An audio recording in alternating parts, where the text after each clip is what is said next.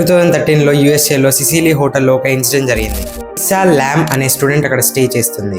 రోజు ఆమె హోటల్ ఎలివేటర్లో అంతా వింత వింతగా ప్రవర్తిస్తుంది. అదంతా ఎలివేటర్లో ఉన్న సీసీటీవీ కెమెరాలో రికార్డ్ అయింది. వీడియోలో ఆమె ఎలివేటర్లో ఉన్న ప్రతి ఒక్క బటన్ని అంతా పిచ్చి పిచ్చిగా ఒత్తుతుంది. ఆమె అలా చేస్తున్నప్పుడు డోర్స్ ఓపెన్ అవ్వట్లేదు, క్లోజ్ అవ్వట్లేదు.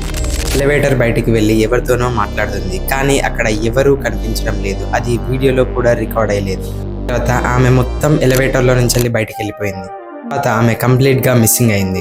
రోజుల తర్వాత పోలీస్ వాళ్ళు సెర్చ్ చేసి చూస్తే ఆమె హోటల్ రూఫ్ టాప్ మీద వాటర్ ట్యాంక్లో ఆమె డెడ్ బాడీ ఉంది.